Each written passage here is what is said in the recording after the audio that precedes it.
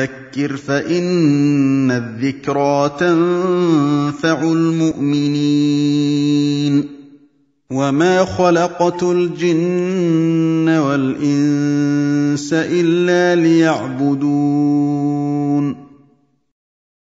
إن الحمد لله نحمده ونستعينه ونستغفره ونعوذ بالله من شرور أنفسنا وسيئات أعمالنا من يهده الله فلا مضل له ومن يضلل فلا هادي له وأشهد أن لا إله إلا الله وحده لا شريك له وأشهد أن محمدا عبده ورسوله يا أيها الذين آمنوا اتقوا الله حق تقاته ولا تموتن إلا وأنتم مسلمون يا أيها الناس اتقوا ربكم الذي خلقكم من نفس واحدة وخلق منها زوجها وبث منهما رجالا كثيرا ونساء واتقوا الله الذي تساءلون به والأرحام إن الله كان عليكم رقيبا يا أيها الذين آمنوا اتقوا الله وقولوا قولا سديدا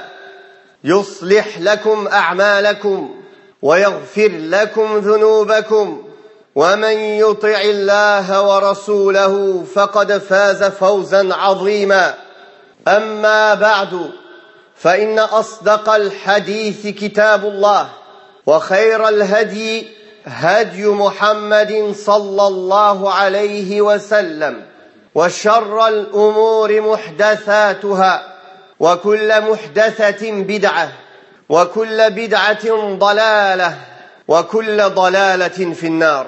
Serviteur d'Allah, le messager d'Allah sallallahu alayhi wa sallam a dit dans le hadith rapporté par le Bukhari et Muslim, 3 caractéristiques, celui qui les possède trouvera grâce à elles la douceur de la foi. Qu'il aime Allah et son messager plus que tout autre qu'entre eux. Que quand il aime une personne, il ne l'aime que pour Allah.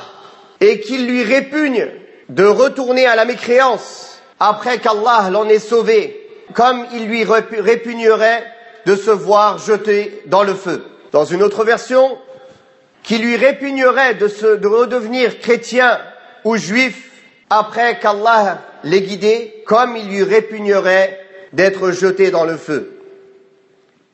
Cette douceur de la foi, comme le messager d'Allah sallallahu alayhi wa sallam en a parlé, et il a dit, celui qui a ces 3 caractéristiques, il goûtera grâce à elle à la douceur de la foi.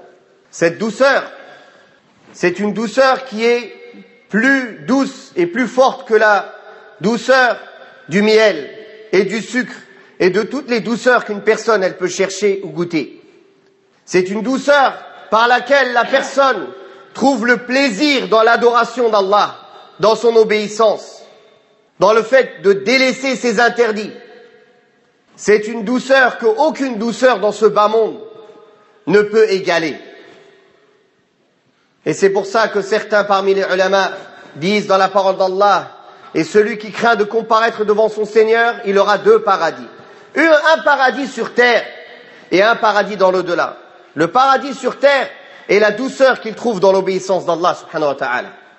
Donc cette douceur de la foi, cette ouverture de la poitrine pour les bonnes choses, cet amour pour le bien, cet amour pour les gens du bien, cet amour pour les gens qui obéissent à Allah subhanahu wa ta'ala, c'est une douceur que nulle douceur ne peut égaler. Et cela doit être la demande et l'objectif de chaque croyant, de trouver cette douceur dans ce monde, pour trouver du plaisir dans l'obéissance d'Allah et pour être récompensé surtout par cet acte, car c'est un acte par lequel on est récompensé. Les actes du cœur, la personne elle est aussi récompensée.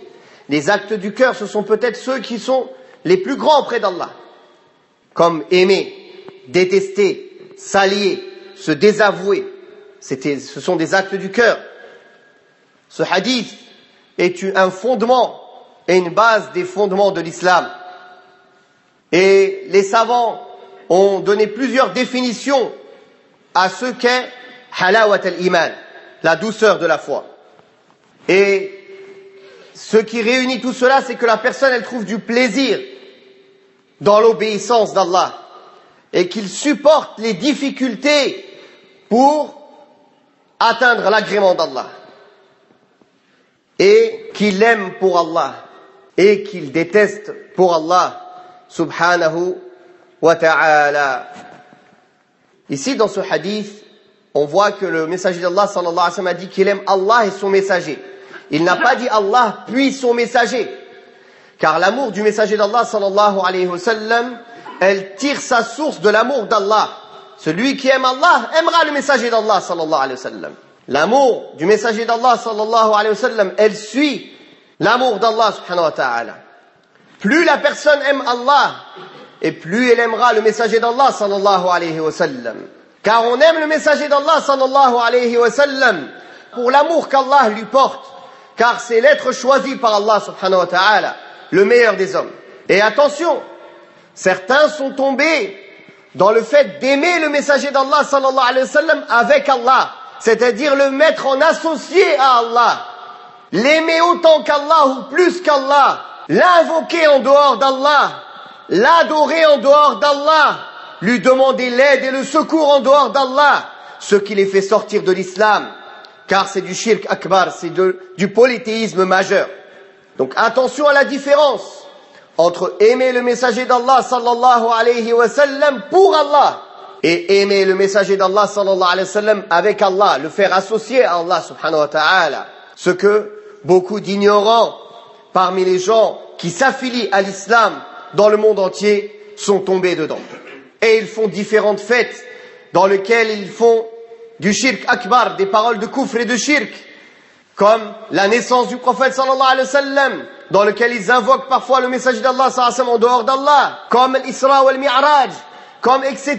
Toutes ces innovations dans lesquelles il y a du shirk dans leurs paroles et dans leurs pratiques qu'ils font dans ces nuits, qui ne sont pas des adorations. C'est pour cela que l'amour du messager d'Allah sallallahu alayhi wa sallam doit suivre l'amour d'Allah et doit prendre sa source dans l'amour d'Allah subhanahu wa ta'ala, car on aime le messager d'Allah sallallahu alayhi wa sallam pour Allah, car il est l'être humain, le meilleur des hommes, choisi et le plus aimé par Allah subhanahu wa ta'ala. La deuxième caractéristique, comme il est venu dans le hadith, 3 caractéristiques, celui qui les possède trouvera grâce à elles la douceur de la foi. Aimer Allah et son messager plus que toute chose, que quand il aime une personne, il ne l'aime que pour Allah, et qu'il lui répugne de retourner dans la mécréance comme il lui répugnerait de se voir jeté dans le feu. Quand tu l'aimes une personne, il ne l'aime que pour Allah. Et ça, c'est l'anse la plus solide de la foi. Comme a dit le messager d'Allah sallallahu alayhi wa sallam dans le hadith de Tabarani, qui est un hadith acceptable, où le messager d'Allah sallallahu alayhi wa sallam dit: l'anse la plus solide de la foi, c'est l'amour en Allah, aimer en Allah, détester en Allah, s'allier pour Allah et se désavouer pour Allah azza wa jal. Donc d'aimer la personne que pour Allah, non pas parce qu'il est de ta tribu, non pas parce qu'il est de ton parti, non pas parce qu'il est de ta jama'a, non pas parce qu'il est de ton quartier, qu'il a la même activité que toi, ni que vous partagiez des passions. Tu ne l'aimes que pour Allah, sincèrement pour Allah. C'est une mahabba, un amour qui est basé sur l'ikhlas lillah subhanahu wa ta'ala, la sincérité. Tu l'as aimé pour le bien et la ta'a, l'obéissance que tu as vue en lui. Tu l'as aimé parce que tu vois en lui des choses qu'Allah aime et non pas pour autre chose. Et que cette mahabba, cet amour, il soit basé sur une nasiha, la loyauté et le bon conseil entre vous. Donc, pour matérialiser et concrétiser cet amour, cette union, il faut d'abord concrétiser la parole du tawhid, du monothéisme pur. La sincérité, vouer un culte pur pour Allah, sincèrement pour Allah. Et s'aimer pour Allah, que ce lien il soit sincère et non pas bâti sur des connivences ou sur des choses sur lesquelles on est d'accord parmi les choses de ce bas monde, mais que ce soit sincèrement pour Allah. Pour l'obéissance que tu vois dans cette personne, quand tu la vois obéir à Allah, tu vois des caractéristiques que Allah aime en lui, alors tu l'aimes pour Allah. Et ça, c'est le cas de tout croyant. Quand tu le vois une personne, il voit une personne qui montre en apparence la sunna, qui montre en apparence le bien, il l'aime pour Allah. Il l'aime pour le bien qu'il fait apparaître. Et il laisse ce qu'il y a dans sa poitrine à Allah. Nous, on juge sur l'apparence. Celui qui nous montre le bien, on l'aime. Celui qui nous montre le mal, on le déteste. À mesure du mal qu'il a. Et on l'aime à mesure du bien qu'il a. Et qui lui répugne de retourner à la mécréance après qu'Allah l'en ait sauvé, comme il lui répugnerait de se voir jeté dans le feu. Ceci parle d'un cas concret et précis, ce sont les reconvertis qui étaient mécréants et qu'Allah a sauvé du feu. Donc celui-là, il lui répugne de redevenir mécréant comme il était avant. Mais cela parle aussi des musulmans qui sont nés avec ni'mat al-islam, avec le bienfait de l'islam et qui ont grandi en islam. Alors il leur répugne de devenir mécréants après qu'Allah leur a donné ce bienfait, qui est le meilleur bienfait au monde, le bienfait de l'islam. Et d'ailleurs, Allah tabaraka wa ta'ala, quand il a voulu parfaire ses bienfaits, il dit Al-yawma akmaltu lakum dinakum. Aujourd'hui, je vous ai parachevé votre religion et je vous ai complété mes bienfaits et j'ai agréé pour vous l'islam comme religion. L'islam, al-istislamu lillah. Le fait de se soumettre à Allah par son obéissance et en délaissant ses interdits. Subhanahu wa ta'ala mahabbatan wa ta'zima. Donc, cette troisième catégorie, c'est de se désavouer. Donc on a vu d'aimer Allah et son messager. Puis d'aimer les personnes pour Allah. Et ceci ne peut pas se concrétiser sans se désavouer du kufr et des kuffars. Se désavouer de la mécréance et des mécréants. Et de répugner cette mécréance dans laquelle ils sont et de la délaisser, de s'en éloigner et de craindre d'y tomber.